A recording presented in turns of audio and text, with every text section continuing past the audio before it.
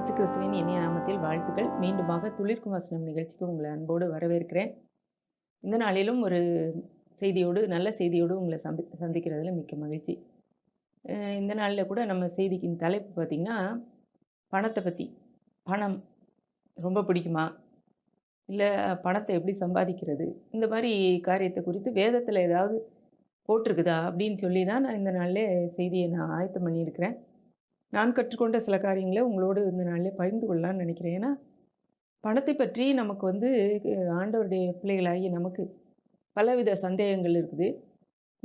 பணத்தை வச்சிருக்கலாமா? பணம் நல்லதா? கெட்டதா? அதை நம்ம வச்சிருக்கிறதுனால நமக்கு எதுவும் பிரச்சனை வருமா? பணக்காரராக இருக்கலாமா? இல்லை ஏழையாக இருக்கிறதா நல்லதா? இந்த மாதிரி நிறைய காரியங்கள் நமக்கு கேள்விகள் இருக்குது. வேதத்தில் இதுக்கான விடையும் நமக்கு இருக்குது. அதை நம்ம எல்லா வேத பகுதியிலையும் நம்ம கம்பேர் பண்ணி ஒன்றோடு ஒன்று தொடர்படுத்தி பார்த்து ஆண்டவருடைய நோக்கம் என்னன்றதை முடிந்த அளவு இந்த நாளில் நம்ம படிச்சுக்க போகிறோம். ஏன்னா பணம் அல்லது பொருள் அப்படிங்கிறது எப்படிப்பட்டது அப்படின்னு நம்ம பார்த்தோன்னா, அந்த பணம் கெட்டதுன்னு சொல்ல முடியாது, நல்லதுன்னு சொல்ல முடியாது, நடுநிலையானது. இது ஒருவேளை நமக்கு ஆச்சரியமாக இருக்கலாம், சிலருக்கு ஒருவேளை தெரிந்திருக்கலாம். பணம் நடுநிலையானது. கெட்டவங்ககிட்ட இருந்தால் கெட்டதுக்கு பயன்படும், நல்லவர்கிட்ட இருந்தால் நல்லதுக்கு பயன்படும்.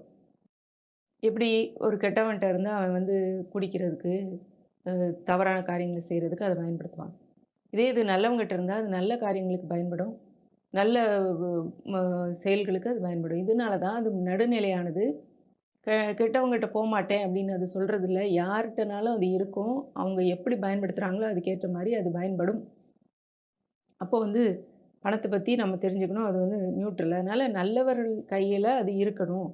இப்போ நம்ம ஆண்டவருடைய பிள்ளைங்க, நம்ம கையில் பணம் இருந்தால் அது சரியான வழியில் பயன்படுத்தப்படும்.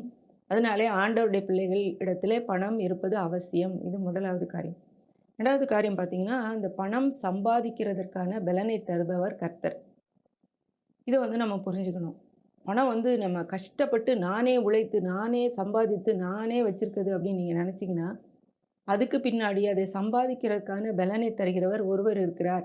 அதற்கான ஞானத்தை தருகிறவர் ஒருவர் இருக்கிறார்ன்றது நம்ம புரிந்து கொள்ள வேண்டும். பலனே இல்லைன்னா, இந்த ஞானமே இல்லைன்னா, வாய்ப்புகளே இல்லைன்னா, நம்ம எப்படி அதை சம்பாதிச்சிருப்போம் அப்படின்னு நம்ம யோசித்து பார்க்கணும். ஆண்டவர் பணத்தை வானத்துலேருந்து அப்படியே அச்சடித்து போடுறது கிடையாது. ஒவ்வொரு நாட்டின் கரன்சிக்கு ஏற்ற மாதிரி அந்தந்த நாட்டுக்கு போடுறது கிடையாது. ஆனால் அந்தந்த நாட்டின் பொருளை சம்பாதிக்கிறதுக்கு, பணத்தை சம்பாதிக்கிறதுக்கு அவருடைய பிள்ளைகள், மனுஷர்கள் எல்லாருக்குமே பலனை கொடுக்குறாரு. அதுக்கு ஒரு வசனத்தை நான் வாசிக்கிறேன். உபாகமம் 8:18. உன் தேவனாகிய கர்த்தரை நினைப்பாயாக, அவரே உன் பிதாக்களுக்கு ஆணையிட்டு கொடுத்த தம்முடைய உடன்படிக்கை உறுதிப்படுத்தும்படி இந்நாளில் உனக்கு உண்டாயிருக்கிறது போல ஐஸ்வர்யத்தை சம்பாதிக்கிறதுக்கான பலனை உனக்கு கொடுக்கிறவர். இதில் என்ன போட்டிருக்கு? தேவன் தான் ஐஸ்வர்யத்தை சம்பாதிக்கிறதுக்கான பலனை கொடுக்கிறவர் அப்படின்னு சொல்லி. அப்போ நம்முடைய சுயபலத்தினாலே வந்ததுன்னு நம்ம சொல்ல முடியாது. ஆண்டவருடைய பிள்ளைங்களுக்கு ஐஸ்வர்யத்தை சம்பாதிக்கிறதுக்கான பலனை கொடுக்கிறவர் தேவன்.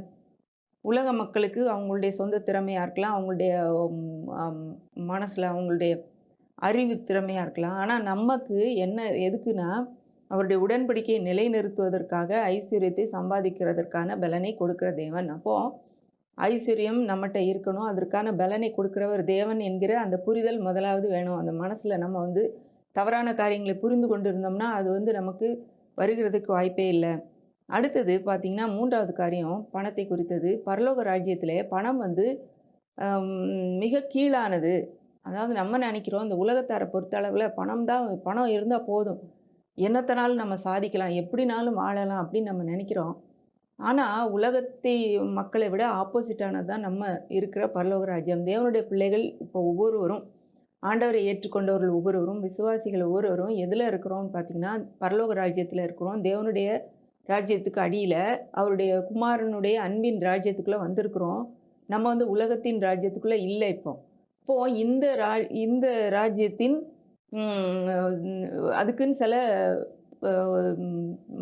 சட்டங்கள் இருக்குது. அந்த சட்டங்களில் ஒன்று பார்த்திங்கன்னா, பணம் ரொம்ப கீழானது, பேசிக், இது அடிப்படையானது.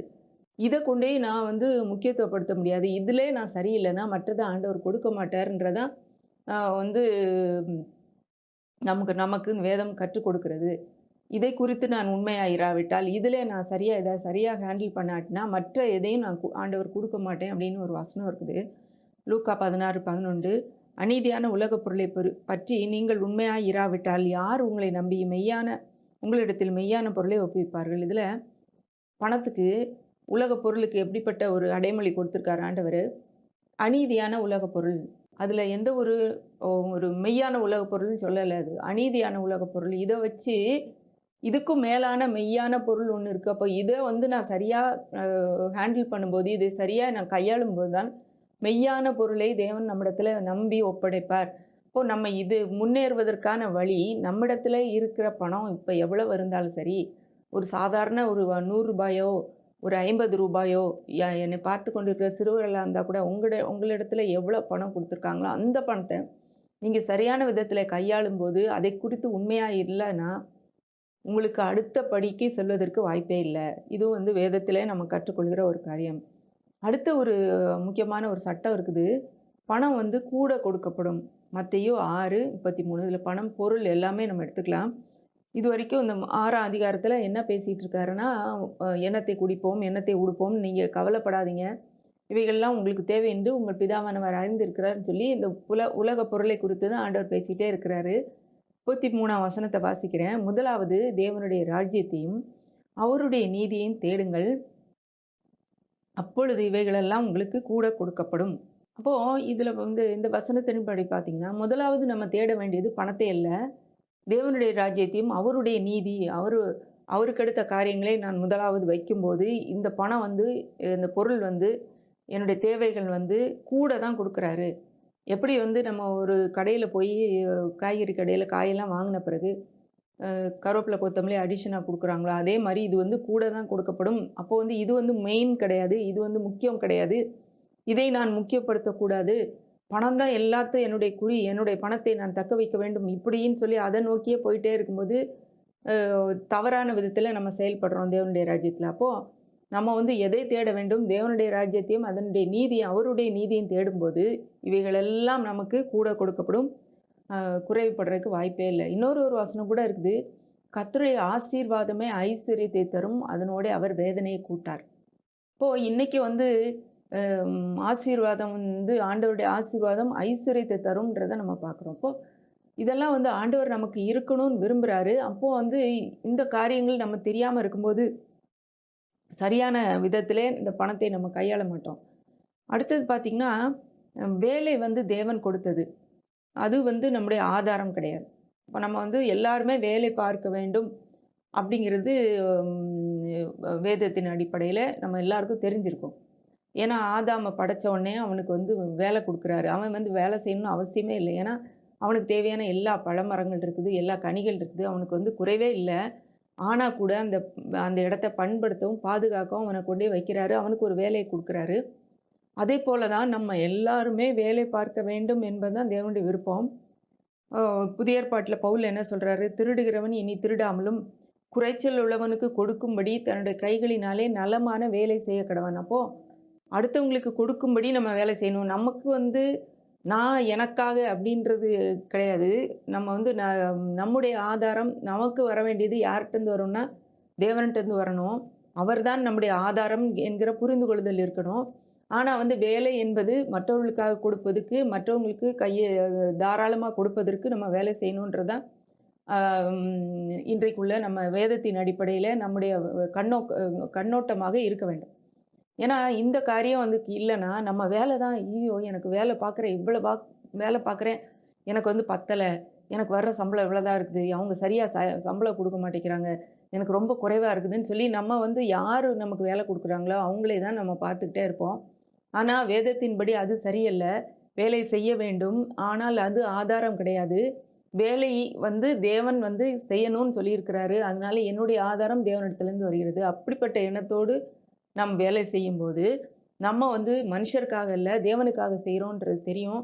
நம்ம வந்து தைரியமாக, சந்தோஷமாக ஏன்னா இவுங்க குடுக்குற பணத்த வச்சு நான் வாழல. என்னுடைய ஆதாரம் தேவன் தான் என்னுடைய ஆதாரம் என்பதை சரியாக புரிந்து கொண்டு, நான் சந்தோஷமாக, முழு மனதோடு வேலை செய்ய முடியும். இப்போ அப்போ 5, 6 காரியம் நான் உங்களுக்கு பணத்த பத்தி சொல்லிட்டேன். ஆம், இந்த அம் அதில பார்த்தீங்கன்னா, பணம் வந்து நடுநிலையானதுன்னு பார்த்தோம். பணம் சம்பாதிக்கிறதுக்கு ஆண்டவர் வந்து பெலன குடுக்குறாரு. பணத்த அப்படியே குடுக்குறதில்ல.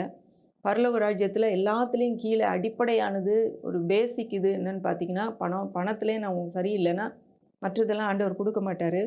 பணம் வந்து அடிஷன் தான். கூட தான் குடுக்கப்படுது. அது வந்து ஒரு முக்கியமான ஒரு பொருள் கிடையாது. முக்கியமானது தேவனுடைய ராஜ்யமும், அவருடைய நீதியும் தான். அதை தேடும்போது இவைகளெல்லாம் கூட குடுக்கப்படுது. வேலை வந்து தேவன் கொடுத்தது. தேவன் செய்ய விரும்புவது நம்ம எல்லாரும் வேலை செய்யணும், சும்மா இருக்கக்கூடாது அப்படின்றது ஆண்டவருடைய விருப்பம். ஆனால் வேலை வந்து நம்முடைய ஆதாரம் கிடையாது. நம்முடைய ஆதாரம் தேவன் தேவன் தேவன் தான் நம்முடைய ஆதாரம். எல்லா நன்மையான ஈவுகளுக்கும் ஊற்றும் காரணர் அவர் அப்படிங்கிறது நமக்கு தெரியணும். அ அப்படிங்கிறது இதெல்லாம் நம்ம படிச்சிருக்கோம். ஐஸ்வர்யத்தை கொடுக்கிறதுக்கு ஆசீர்வாதம் ஐஸ்வர்யத்தை கொண்டு வரும். அப்போ இது எல்லாத்துக்கும் ஊற்று காரணர் அவர்ன்றத நம்ம இதுவரைக்கும் பார்த்துட்டோம். அப்ப நம்மிடத்தில் இருக்கிற காரியத்த, பணத்த பெருக்குவது எப்படி?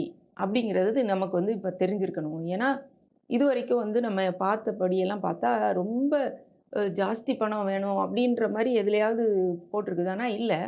அப்போ ஆண்டவர் எப்படி செயல்படுகிறார்ன்றத நம்ம ஆராய்ந்து வேதத்தின் அடிப்படையில, அதன்படி நம்ம செயல்பட்டு வந்தோம்னா, ஆண்டவருடைய ஒரு தேவனுடைய ராஜ்யத்துக்கு அடுத்த விதத்திலே நாம் வந்து செயல்பட்டு நம்முடைய வாழ்க்கையில நம்ம ஆசீர்வாதத்தை அடைய முடியும். பணத்தை நம்ம பெருக செய்ய முடியும். நமக்கு இருக்கிற வாழ்க்கை தரத்தை நம்ம உயர்த்த முடியும். அதுக்கு தேவன் வந்து எப்படி செயல்பட்டார்ன்றத இன்னைக்கு காட்டப் போறேன். இருப்பதை பெருக செய்வது எப்படிங்கிறதுல சில காரியங்கள் நான் வந்து சொல்ல விரும்புகிறேன். முதலாவது இருக்கத முதல்ல ஆசீர்வதிக்கணும். நம்மட்ட இருக்கிறத ஆசீர்வதிக்கணும். இதுக்கு வந்து நான் வந்து எடுத்துக்கொண்ட பகுதி லூக்கா 9ஆம் அதிகாரம் 14லேருந்து 16 வரைக்கும் நான் வாசிக்கிறேன். ஏறக்குறைய 5000 புருஷர் இருந்தார்கள். அவர்களை பந்திக்கு 50, 50 பேராக உட்காரும்படி சொல்லுங்கள் என்று தம்முடைய சீஷர்களுக்கு சொன்னார். அவர்கள் அந்தப்படியே எல்லாரையும் உட்காரும்படி செய்தார்கள். அப்பொழுது அவர் அந்த 5 அப்பங்களையும் அந்த 2 மீன்களையும் எடுத்து வானத்தை அண்ணாந்து பார்த்து அவைகளை ஆசீர்வதித்து பிட்டு ஜனங்கள் முன் வைக்கும்படி சீஷரிடத்தில் கொடுத்தார். இப்போ பார்த்தீங்கன்னா, ம் இந்த பகுதியில என்ன வருதுன்னா, தேவன் வந்து இயேசுவானவர் வந்து ஒரு இடத்துல பிரசங்கம் பண்ணிட்டு இருக்காரு. பிரசங்கம் பண்ணி முடிச்ச உடனே, அ ரொம்ப நேரம் இவங்க தங்கிட்டு இருக்காங்க. அவங்கள வீட்டுக்கு அனுப்புங்க. அவங்க வந்து சாப்பிடணும் அப்படின்னு சொல்லி சீஷர்கள் வந்து அவர்ட்ட சொல்றாங்க. அப்போ நீங்களே அவர்களுக்கு போஜனம் கொடுங்கள் அப்படின்னு சொல்லி சொல்றாரு ஆண்டவர். அப்போ வந்து நாங்க எங்ககிட்ட 5 அப்பமும் 2 மீன் தான் இருக்குன்னு சொல்லி ஒரு சிறு பையனுடைய சாப்பாட தான் கொண்டு வர்றாங்க. அப்போ வந்து நடந்த நிகழ்ச்சி தான் இதுல. இப்ப நம்ம இருக்கிறத எப்படி பெருக செய்றதுன்றது தான் இந்த இந்த பகுதி ஒரு எடுத்துக்காட்டு. அதுல பார்த்தீங்கன்னா, ஆண்டவர் வந்து அந்த கொஞ்சம் 5 அப்பத்தையும் 2 மீனையும் பார்த்து, "ஐயோ! இது எப்படி பத்தும்? இங்க இருக்கிறவங்க 5000 பேர் ஆண்கள் மட்டும் இருக்காங்களே! அப்புறம் பெண்களும், குழந்தைகளும் வேற இருக்காங்களே! இவ்வளோ பேருக்கு இந்த கொஞ்சம் இது கண்டிப்பா பத்தவே பத்தாது. அதுவும் இந்த சாதாரண காரியத்த வச்சு நான் என்ன செய்வேன்?" அப்படின்னு சொல்லி பேசாம, அவர் அதை சந்தோஷமாக வாங்கி, அதை எடுத்து அண்ணாந்து பார்த்து, அதை ஆசீர்வதித்து, பிட்டு ஜனங்கள் முன்னாக வைக்கிறாரு. இன்னொரு இடத்துல வானத்தை அண்ணாந்து பார்த்து ஸ்தோத்திரம் பண்ணி அப்படின்னு வருது. இதில ஆசீர்வதித்துன்னு வருது. அதை எடுத்து பகிர்ந்து கொடுக்கிறாரு. அப்ப இதில 2 காரியத்த நம்ம பார்க்க முடியும். நம்மிடத்தில் இருக்கிறதை நாம் ஆசீர்வதிக்க வேண்டும். ஆண்டவர் பண்ணது அதுதான். அன்னைக்கு குறைவு தான். ரொம்ப குறைவு. இத்தன பேருக்கு இந்த 5 அப்பமும் 2 மீனும் பத்தவே பத்தாது. ஒரு பெரிய ஒரு வளர்ந்த மனிதனுக்கு கூட அது பத்தாது. அப்போ அப்படி இருக்கும்போது, இது எல்லாத்தையும் எப்படி பகிர்ந்து கொடுப்பதுன்ற நிலைமை வரும்போது, என்ன செய்றாரு? அத ஆசீர்வதிக்கிறாரு. இப்போ நம்ம கையில, உங்க கையில என்ன இருக்குது? உங்களுடைய வீட்டிலேயோ, உங்கள்ட்ட இருக்கிற பொருளை நீங்கள் ஆசீர்வதிக்கிறீங்களான்றத நீங்க பாருங்க. ஆசீர்வதிக்காம நம்ம அத வந்து ஒண்ணும் இல்ல, என்ட்ட இது உடைஞ்சு போச்சு, அது சரியில்ல, இது எனக்கு பத்தாது, இந்த பணம் வந்து எனக்கு 10ஆம் தேதியோட அவ்வளோதான்.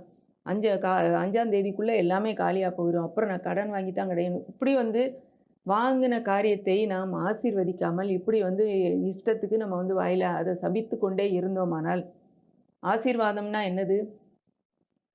ஒரு காரியத்தை குறித்த நல்ல காரியங்கள பேசுறது. இது சாபம்னா, எதிர்மறையான காரியங்கள பேசுறது. இதுதான் ஆசீர்வாதமும், சாபமும். அப்போ அதை ஆசீர்வதிக்கணும்னா, ஆண்டவரே நீங்க கொடுத்த இந்த பணத்துக்காக நன்றி. இந்த பொருட்களுக்காக நன்றி. இத உம்முடைய நாமத்தினால ஆசீர்வதிக்கிறேன். இது எங்களுக்கு இந்த மாதம் முழுவதும் நிரம்பி வழியிற ஒரு ஆசீர்வாதத்தை கொடுக்கணும். நாங்களும் சாப்பிட்டு அநேகருக்கு கொடுக்கறக்கு நீங்க இத ஆசீர்வதிங்க அப்படின்னு சொல்லி சந்தோஷமாக அதை ஆசீர்வதிக்க வேண்டும். 1வது காரியம் ஆண்டவர் செய்தது. 2வது காரியம் பார்த்தீங்கன்னா, அதை எடுத்து சீஷர்களிடத்தில பகிர்ந்து கொடுக்கிறார், பகிர்ந்து கொடுக்கிறார். இந்த பகிர்ந்து கொடுக்கிறதுன்றது ரொம்ப முக்கியம். ஒரு ஒரு வாக்கியத்த ஒருவர் பேசும்போது நான் கேட்டேன். ஆண்டவர் வந்து உன் மூலமாக கொடுக்க முடியாவிட்டால் உன்னிடத்துல கொடுக்க மாட்டார்.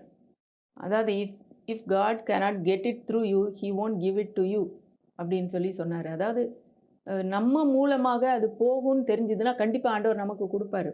இப்போ நம்மகிட்ட ஒரு காரியத்தை ஆண்டவர் கொடுக்குறாருன்னா இவங்க வந்து கண்டிப்பாக அடுத்தவங்களுக்கு கொடுப்பாங்க அப்படின்னு நினச்சா கண்டிப்பாக ஆண்டவர் வந்து நமக்கு கொடுப்பாரு. இதுதான் அவர் பரலோக ராஜ்யத்தில் தேவன் செயல்படும் விதம். ஒரு ஒரு டேம் மாதிரி ஒரு ஏரி மாதிரி ஒரே இடத்துல கட்டி கிடக்கிறதுக்கு ஆண்டவர் வந்து நம்ம வந்து அழைக்கலை.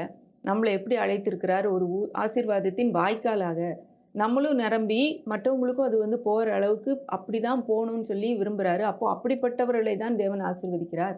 இப்போ தேவன் வந்து ஏசாமி வந்து அதை பிட்டு எல்லாருக்கும் கொடுக்கும்போது சீஷர்கள் வந்து அவங்கள கொண்டு போய் பகிர்ந்தளிக்கிறாங்க.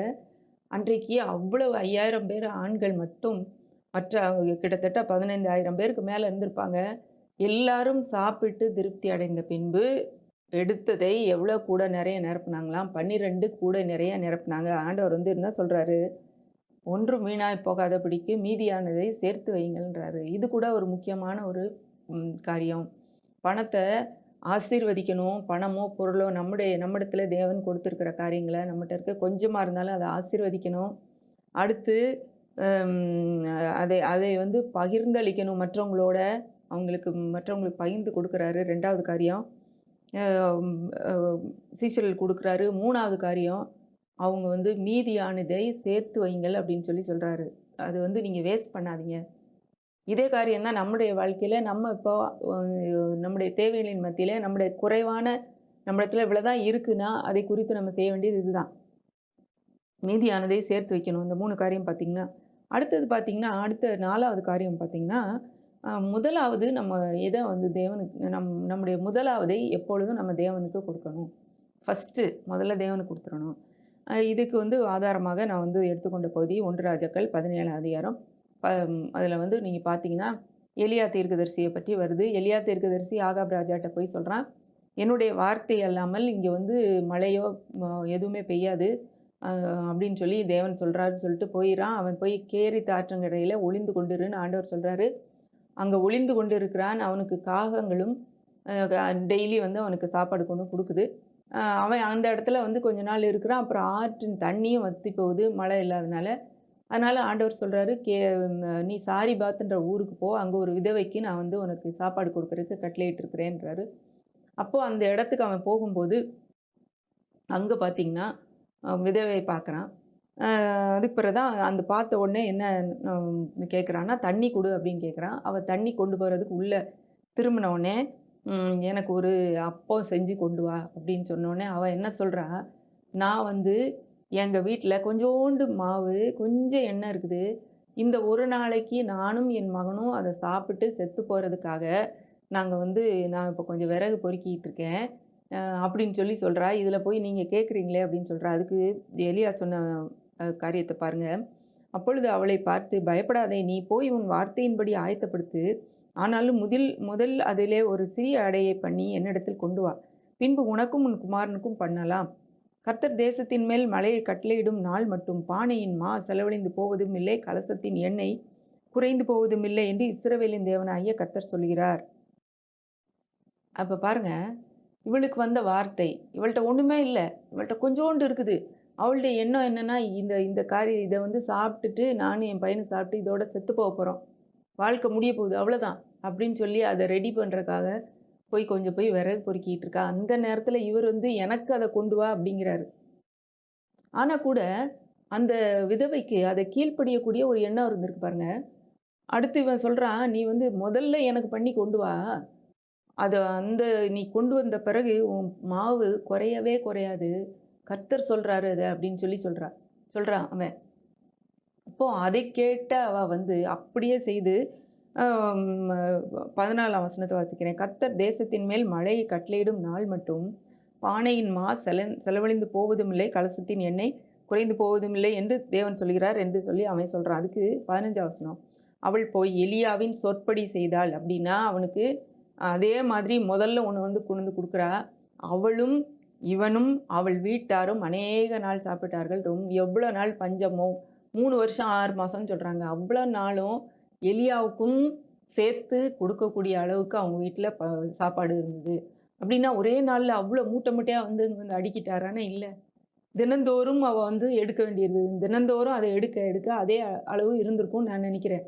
அந்த மாவும் எண்ணெயும் குறைந்தே போகலை. அவங்களுக்கு வந்து எடுக்க எடுக்க அது வந்துக்கிட்டே இருக்குது. ஏன்னா அவள் வந்து முதலாவது இந்த தேவனுடைய மனுஷனுக்கு கொடுத்தா, அடுத்தது தன்னுடைய குடும்பத்தாருக்கும் அவருக்கும் சேர்த்து பகிர்ந்து கொடுக்குறா. இதே ஒரு காரியம் தான் பார்த்தீங்கன்னா, முழுவதுமாக வேதத்திலே வருது. இது ஒரு பெரிய ஆசீர்வாதம். முதலாவது நம்ம யாருக்கு கொடுக்குறோம்? நம்முடைய பணத்தையும், நம்முடைய நேரத்தையும், நமக்கு கொடுத்துருக்கிற பொருளையும் ஆண்டவருக்கு நம்ம முதலாவது கொடுக்குறோமா? இல்ல மிச்சம் மீதி கொஞ்சோண்டு ஏதோ பிச்சைக்காரனுக்கு போட்ட மாரி போடுறோமா? ஆண்டவருடைய ஆசீர்வாதம் நமக்கு வேணும்னா, முதலாவது நம்மிடத்துல இருக்கிற எதையா இருந்தாலும், எந்த காரியமா இருந்தாலும், அதில வந்து முதல் காரியத்த ஒருவேளை எனக்கு ரூ. 100 தான் வருது அப்படின்னா, அதில முதல் செலவழிக்கிறது தேவனுக்கு அடுத்த காரியங்களுக்கு கொடுப்பதிலே நாம் செலவழிக்க வேண்டும். ஒரு 10ல் 1 அப்படின்னு நம்ம நினைக்கிறோம். 10ல் 1 செய்யலாம். அது நல்லது. ஆனா, அந்த புதிய ஏற்பாட்டில நம்ம கிருபையின் கீழ இருக்கோம். 10ல் 1 மட்டும் இல்ல. அதை காட்டிலும் அதிகமாக கொடுக்க வேண்டிய ஒரு நிலைமையில இருக்கிறோம். ஏன்னா, தேவன் அவ்வளோ அதிகமா நமக்கு செஞ்சிருக்கிறாரு. அவர் ஒருபோதும் கடன்காரன் கிடையாது. ஏழைக்கு இறங்குகிறான், கர்த்தருக்கு கடன் கொடுக்கிறான். அவன் கொடுத்ததை திரும்ப கொடுப்பாரு. அதனால அவர் வந்து கடன்காரன் கிடையாது. நமக்கு வந்து திரும்ப தான் கொடுப்பாரு. அதனால நம்ம வந்து பயப்பட வேண்டியதில்ல. இவ பாருங்க, இதோட சாக தான் போறேன் அப்படின்னு சொல்லி போனவளுடைய வாழ்க்கை இன்று பெரிய ஒரு அற்புதமாக மாறி, கடைசியில பார்த்தீங்கன்னா, அந்த அந்த அதிகாரத்த நீங்க வாசித்து பார்த்தீங்கன்னா, அந்த அதிகாரத்தில அவளுடைய மகன் கூட ஒரு நேரம் சாக போற நிலைமையில, எலியா தீர்க்கதரிசி அவன உயிரோட எழுப்பி குடுக்குறாரு. அப்போ எவ்வளவு பெரிய ஆசீர்வாதம் அந்த ஒரு சின்ன கீழ்ப்படிதல்னாலே, முதலாவது தேவனுக்கு அவ கொடுத்ததுனால, தேவனுடைய மனுஷனுக்கு அவன் கொடுத்ததுனால, அ இன்னைக்கு அவளுடைய வாழ்க்கையில பெரிய பெரிய அற்புதங்கள் அவள தொடர்ந்து பார்த்துக்கிட்டே வர்றா. இது ஒரு முக்கியமான ஒரு காரியம். அ அதாவது எப்படி நம்ம பணத்த இருக்கத பெருக செய்றதுன்றதுக்கு சில காரியங்கள் நான் குடுத்தேன். அதாவது ஆசீர்வதிக்கணும் நம்மிடத்துல இருக்கிறத. 2வது பகிர்ந்து கொடுக்கணும் எல்லாருக்கும். 3வது ஆண்டவர் சொல்ற யாருக்குனாலும் நம்ம குடுக்குறது நம்ம அத வந்து ஆயத்தமா இருக்கணும். வந்து எனக்கு மட்டும் தான் அப்படின்னு இல்ல. 3வது பார்த்தீங்கன்னா, வீணாக்காம அத சேர்த்து வைக்கணும்னு ஆண்டவர் சொல்றாரு.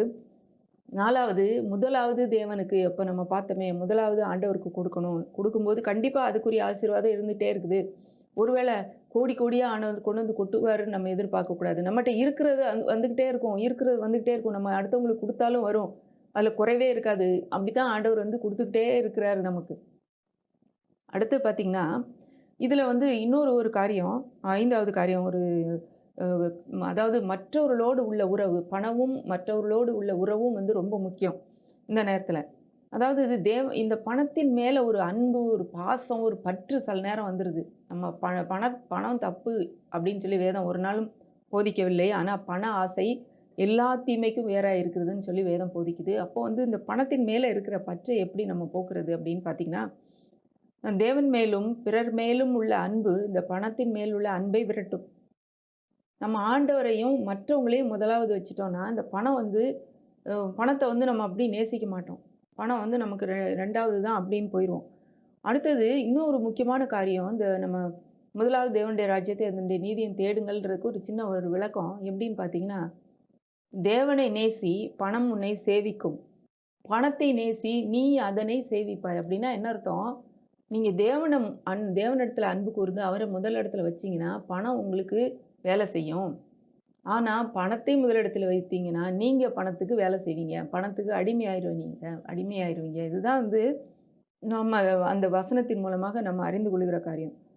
இப்போ மற்றவங்களுக்கும் நமக்கும் உள்ள உறவு, பணத்தை அடிப்படையாக வைத்து பிறருக்கும் நமக்குள்ள உறவை நம்ம யோசித்து பார்க்கும்போது, சில காரியங்கள நான் சொல்ல விரும்புகிறேன். இப்படிலாம் இருந்தோம்னா, நம்ம பணத்த முக்கியத்துவப்படுத்துறோம், மக்கள அல்ல அப்படின்றத நம்ம புரிந்து கொள்ளலாம். அதாவது ஒருத்தங்கள பார்க்கும்போது, இவங்களால எனக்கு ரொம்ப செலவு அப்படின்ற எண்ணம் வருதுன்னு வைங்க. அப்பன்னா நம்ம வந்து இவர்களை காட்டிலும் பணத்தை முக்கியத்துவப்படுத்துறோம்ன்றத நம்ம அறிந்து கொள்ள முடியும்.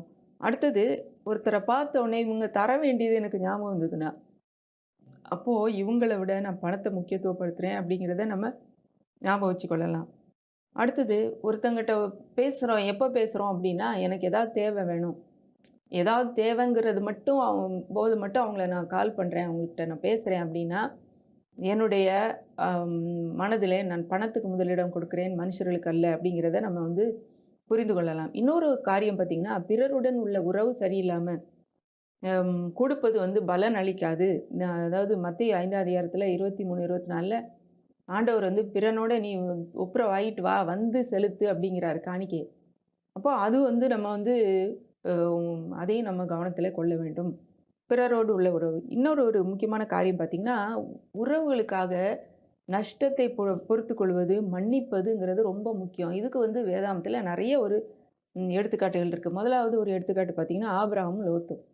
ஆபிரகாம் லோத்துல ஆபிரகாம் வந்து தான் லோத்துவ கூட்டிட்டு வந்தான். ஆபிரகாம்னால தான் லோத்து வந்து அவ்வளோ பெரிய பணக்காரன் ஆனான். ஆனா பார்த்தீங்கன்னா, இந்த ஆபிரகாம் வந்து ஒ 2 பேருக்கும் அவ்வளோ ஆடு, மாடுகள் இருந்தவுனே 2 வேலைக்காரர்களுக்கும் சண்டை வந்துருது. அப்போ வந்து லோத்துட்ட ஆபிரகாம் சொல்றான், எப்பா நம்ம 2 பேரும் சகோதரர்கள். நம்ம சண்டை போட வேண்டாம். நீ எந்த பக்கம் போறியோ, நான் அதுக்கு வேற அடுத்த பக்கம் போய்க்கிறேன். நம்ம வந்து தனித்தனியா போயிரலாம்." அப்படின்னு சொல்லும்போது, லோத்து வந்து "நீ எடுத்துக்கோ" அப்படிங்கும்போது, இவன் வந்து தனக்கு இஷ்டமானத எடுத்துட்டு போயிடுறான். ஆனா ஆபிரகாம் அத விட்டு குடுத்துட்டான். நஷ்டம் தான் இவனுக்கு. இவன கூட்டிட்டு வந்ததுனால எனக்கு வந்து நஷ்டம். என்னோட சேர்ந்து இருந்து, இப்போ வந்து எனக்கு பிரச்சனை வந்து நல்ல இடத்த அவன் தேர்ந்தெடுத்துட்டு போறான். அப்டின்னா கூட பரவாயில்லன்னு விட்டு குடுத்தவன் ஆபிரகாம். அவனுடைய வாழ்க்கை கண்டிப்பாக ஆசீர்வாதமா இருந்தத நம்ம பார்க்க முடியும் வேதத்துல. அடுத்தது இளையகுமாரனுடைய தகப்பன். அது கூட நம்ம பார்க்க முடியும். எப்படி வந்து இளையகுமாரன் தகப்பனுடைய அந்த அவனுடைய ஆஸ்தி எல்லாம் வேணும்னு சொல்லி பிரித்து எடுத்து கொண்டு போய் வித்து நாசமாக்கி திரும்ப வந்த பிறகு கூட வரும்போது அவனுடைய தகப்பனுடைய நிலைமை பார்த்தீங்கன்னா, இவன் "நீ என்னுடைய சொத்தெல்லாம் அழிச்சிட்டியே! இப்படி ஒண்ணும் இல்லாம ஆக்கிட்டியேன்னு" ஒரு வார்த்தை கூட அவன பத்தி அவரு பேசல. என்ன பேசுறாருன்னா, என் மகன் திரும்ப வந்துட்டான். என் மகன் வந்து காணாமல் போனான், திரும்ப வந்துட்டான். அதுதான் அவனுக்கு முக்கியமா இருந்தது. அவருடைய பணம் அவருக்கு முக்கியமா இல்ல. உறவு தான் முக்கியமா இருந்தது. இந்த காரியங்கள்லேருந்து நம்ம தெரிந்து கொள்ள வேண்டியது என்னன்னா, பணமும் உறவும்னு வரும்போது, இதே இது வந்து இதுலயும் ஒரு பேலன்ஸ் இருக்கு. இத சொல்லிட்டு நான் அப்புறம் சொல்றேன். ஒரு பணமும் உறவுன்னு வரும்போது, நம்ம வந்து உறவுக்கு தான் முக்கியத்துவம் குடுக்கணும், பணத்துக்கு அல்ல. பணத்தினாலே குடும்பங்கள் பிரிந்து போகிற மாரி நம்ம வச்சுக்க கூடாது. ஆனா, இது அடுத்த காரியம் பார்த்தீங்கன்னா, அ சிலர் வந்து நம்மள வந்து அட்வான்டேஜ் எடுத்துக்கிட்டே இருப்பாங்க. நம்மள வந்து அவங்க வந்து யூஸ் பண்ணிக்கிட்டே இருப்பாங்க. அதுக்கு நம்ம அப்படி அவங்க யூஸ் பண்றாங்கன்னா, அதுக்கு நம்ம இடம் குடுக்கக்கூடாது. அப்புறம் ஒரு முக்கியமான ஒரு காரியத்த சொல்லி நம்ம முடிக்கலாம்னு நெனைக்கிறேன். இதில பார்த்தீங்கன்னா, அ இயேசுவுக்காக விலை கொடுத்தவங்க ஒருத்தங்க, இயேசுவ விலை பேசினவங்க ஒருத்தங்க. இயேசுவோடு உள்ள உறவு, இயேசு கிறிஸ்துவோடு உள்ள உறவை விலை ஒருத்தங்க பேசினாங்க. அடுத்தவங்க ஒருத்தங்க அவருக்காக விலை குடுத்தாங்க. இந்த ஒரு காரியம் அ மார்க்ல வருது, யோவான்ல வருது, மத்தேயுல எல்லாத்துலயுமே வருது. என்னன்னு பார்த்தீங்கன்னா, மார்க் 14:3ல அவர் பெத்தானியாவிலே குஷ்டரோகியா இருந்த சீமோன் வீட்டிலே போஜன பந்தி இருக்கையில், ஒரு ஸ்திரீ ம் வெளியேறப்பட்ட நளதம் என்னும் உத்தம தைலமுள்ள வெள்ளைக்கல் பரணியை கொண்டு வந்து, அதை உடைத்து அந்த தைலத்தை அவர் சிரசின் மேல் ஊற்றினாள். இப்போ இது இது வந்து யாருன்னு பார்த்தீங்கன்னா, லாசருடைய சகோதரியாகிய மரியாள். இப்போ வந்து என்ன பண்றா, இது வந்து முதல்ல நடந்ததில்ல. இது வந்து ஆண்டவருடைய வாழ்க்கையின் இறுதி பகுதியில அவர் வந்து எருசலேமுக்கு போறாரு. இதுக்கு பிறகு அவர் சிலுவைக்கு தான் போறாரு. அதுக்கு முன்னாடியே அவர் பெத்தானியாவுக்கு வந்திருக்காரு. அவங்க அங்க சாப்பாடுலாம் அரேஞ்ச் பண்ணியிருக்காங்க. அந்த டைம்ல இந்த மரியாள் வந்து ஒரு விலையேற பெற்ற நளதம் என்னும் ஒரு வெள்ளை கல் பரணியை கொண்டு வந்து உடைத்து, இதில நம்ம பார்க்குறோம். அப்புறம் உடைத்து அவரு தலையில் மேல ஊற்றுறா. இதே இது எல்லா பகுதியிலும் மற்ற இதுலயும் சொல்லப்பட்டிருக்கு. அப்போ உடனே மற்றவங்க என்ன சொல்றாங்க, சிலர் இதுக்கு தங்களுக்குள்ளே விசனமடைந்து இந்த தைலத்தை இப்படி வீணாய் செலவழிப்பானேன் அப்படின்னு சொல்றாங்க. இன்னொரு இதில பேசினது முதலாவது யோவான்ல வந்து யார் பேசினான்னா, யூதாஸ் பேசினான். அவன் வந்து 300 பணத்துக்கு விற்று இதை தரித்திரருக்கு கொடுக்கலாமே அப்படின்னு சொல்றான் அப்படின்னு சொல்லி வருது. ஓ! இது வந்து அவ்வளோ ஒரு விலையேற பெற்ற ஒரு ஒரு தைலம். இது வந்து ஒரு ஜெனரேஷனா பாஸ் பண்ணி போகுமா அம்மாட்டருந்து மகளுக்கு. இவரு எப்படி ஒரு நகைய வந்து அம்மாவுடைய நகைய மகளுக்கு குடுக்குறோமோ, அதேபோல வந்து அவளுடைய இந்த விலையேறப்பெற்ற வெள்ளைக்கல் பரணி வந்து அடுத்த அவங்களுடைய குடும்பத்தினருக்கு வேண்டியது. அதோட அவளுக்கு வந்து இயேசுவுடைய அவரு வந்து அவ்ளோ விலையேற பெற்றவர். எனக்கு வந்து இவ்ளோ 300 பணத்த நான் செலவழிச்சு, அதாவது 300 பணம்னா ரொம்ப ஜாஸ்தி அவங்க கணக்குப்படி. அத வந்து நான் வேஸ்ட் பண்றேனேன்னு கூட தெரியல. இயேசுவுக்கு அப்படியே உடைச்சு அவருடைய தலையின் மேல ஊட்டுறா. அந்த நேரத்தில பார்த்தீங்கன்னா, அ அது முடிஞ்ச உடனே ஆண்டவர் என்ன சொல்றாரு, அவ யூதாசு மற்றவங்கலாம் முறுமுறுக்குறாங்கன்னு தெரிஞ்ச தரித்திரர் எப்போதும் உங்கிட்ட இருக்கிறாங்கப்பா. ஆனா நான் இருக்க மாட்டேன். என்னை அடக்கம் பண்ணுறதுக்கு அடையாளமாக இவள் இத செஞ்சா அப்படின்னு சொல்லி ஆண்டவர் வந்து அந்த அந்த காரியத்த சொல்றாரு. அவள குறித்து சொல்லிட்டு, இவள் எ இவ இவ செஞ்சது உலகமெங்கும் சொல்லப்படும் அப்படின்னு சொல்லிட்டு விடுறாரு.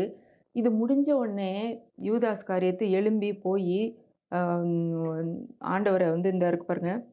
அப்பொழுது மத்தேயு 26:14 அப்பொழுது 12 ஒருவனாகிய யூதாஸ் காரியத்து என்பவன் பிரதான ஆசாரியரிடத்துக்கு போய், நான் அவரை உங்களுக்கு காட்டிக் கொடுக்கிறேன். நீங்கள் எனக்கு என்ன கொடுக்கிறீர்கள் என்றான். அவர்கள் அவனுக்கு 30 வெள்ளிக்காசு கொடுக்க உடன்பட்டார்கள். இதில பார்த்தீங்கன்னா, அவ அவ ஆண்டவருக்கு அவ்வளோ ஒரு விலையை கொடுத்தது இவனுக்கு பொறுக்க முடியல. இத போய் வேஸ்ட் அப்படின்னு அவன் நினைக்கிறான். அவன் பார்வையில இயேசுவானவருடைய விலை வெறும் 30 வெள்ளிக்காசு. அவளுக்கு வந்து அவ வந்து 30 வெள்ளிக்காசுக்கு வந்து இவன் வந்து இயேசுவுக்கு குடுக்கல. அவர விலை பேசுறான். இவர் வந்து இந்த 300 பணத்துக்கெல்லாம் இவர் வந்து லாயக்கு கிடையாது. இவருக்கு போய் அத குடுக்குறது வேஸ்ட்டு. இவர் வந்து சரியே கிடையாது அப்படின்னு சொல்லி அந்த மாரி எண்ணத்துல அவன் போயி அவர போய் விலை பேசிக்கிட்டு இருக்கான். ஆனா இவளுக்கு அவர் யார் என்பது தெரிந்து விட்டது. இவர் என்னுடைய மேசியா. இவர் என்னுடைய பாவத்தை மன்னிக்கிறவர். இவர் எனக்காக இந்த மட்டுமல்ல இந்த உலகத்தின் பாவத்தை எல்லாம் சுமந்து தீர்க்கப் போகிற தேவாட்டுக்குட்டியாக பலியாக போகிறவர். அடக்கம் பண்ணப்பட்டு 3ஆம் நாள்ல உயிரோடு எழும்பப் போகிறவர். ஏன்னா இயேசுவானவர் அதத்தான் திரும்ப திரும்ப போதித்துக்கிட்டு இருக்காரு. அதெல்லாம் அவ கவனிச்சிருப்பான்னு நினைக்கிறேன்.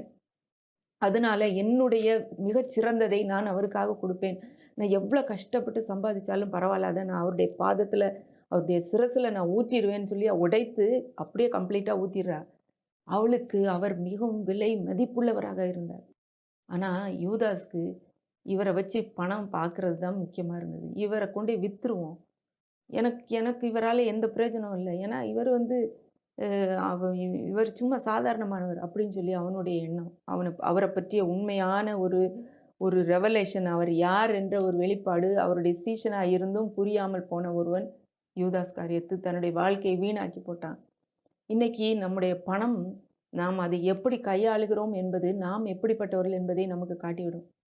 மற்றவங்களுக்கும் காட்டிடும். இப்போ வந்து நம்ம அந்த பணத்தை எப்படி கையாளுகிறோம்? பணத்த குறித்து நம்முடைய கண்ணோட்டம் எப்படி இருக்கிறது? மற்றவர்களை முன்ன வைக்கிறோமா? தேவன முன்னாடி வைக்கிறோமா? இல்ல பணத்த முன்னாடி வைக்கிறோமா? தேவனுக்கு அதை எனக்கு இருப்பதெல்லாம் அவருக்கு தான். ஏன்னா, அவர் என்னுடைய வாழ்க்கையில மிகவும் முக்கியமானவர்ன்னு சொல்லி நினைக்கிறோமா? இல்ல அவர வச்சு ஏதாவது பணம் பண்ணலான்னு நினைக்கிறோமா? இன்றைக்கு இந்த பணத்தை எப்படி நாம் கையாளுகிறோம் என்பதை வைத்து நம்மை நாம் அறிந்து கொள்ள முடியும். அதேபோல இன்னைக்கு நம்ம இப்ப கற்றுக்கொண்ட காரியத்துல பணத்த நம்ம எப்படி பயன்படுத்தணுன்றது கூட ஆண்டவர் சொல்லிக் குடுத்திருக்கிறாரு. ஆனா இறுதியாக நம்ம கற்றுக்கொண்ட காரியம் மிகவும் முக்கியமானது. பணத்தை விட தேவன் மிக முக்கியம். பணத்தை விட உறவு மிகவும் முக்கியம். பணத்தை விட ம் தேவனோடு உள்ள உறவு, அவருடைய அவருக்கு நாம் கொடுக்கிற விலை மதிப்பு நம்ம என்னன்றத நம்ம பணத்தை கையாளுகிறத வைத்து நம்ம கண்டுபிடித்துக் கொள்ளலாம். இன்றைக்கு இந்த காரியங்களை கற்றுக்கொள்ள தேவன் நமக்கு உதவி செய்திருக்கிறார். இதை நம்முடைய வாழ்க்கையிலே அபியாசப்படுத்த, பயன்படுத்த தேவன் நமக்கு உதவி செய்வாராக. அப்படியே கண்களை மூடி நம்ம ஜெபிக்கலாம். அன்புள்ள ஆண்டவரே, இந்த நேரத்துக்காக நன்றியோடு உம்மை துதிக்கிறோம், உம்மை ஸ்தோத்திரிக்கிறோம். ஆண்டவரே, பணத்தை நீர் எங்களுக்கு சம்பாதிப்பதற்கு பலனை கொடுத்திருக்கிறீர். அதற்காக ஸ்தோத்திரம். எங்களுடைய வேலை எங்களுடைய ஆதாரம் அல்ல, நீரே எங்கள் ஆதாரம் என்று சொல்லியிருக்கிறீர். அதற்காக நன்றி. முதலாவது உம்மையும் நாங்கள் வைக்கும்போது பணத்தையும் மற்ற பொருட்களையும் எங்களுடைய தேவைகளையும் நீர் அதிகமாக சந்திப்பீர் நாங்கள் பார்த்தோம். ஆண்டவரே, நாங்கள் மற்றவர்களுக்கு பகிர்ந்து கொடுக்கும்போது கர்த்தாவே உம்மை முதலாவது வைக்கும்போது ஆண்டவரே எங்களுக்கு எங்களுடைய தேவைகள் சந்திக்கப்பட்டு ஆண்டவரே அநேகருக்கு நாங்கள் ஆசீர்வாதமாக வாழ்வோம் என்று பார்த்தோம்ப்பா.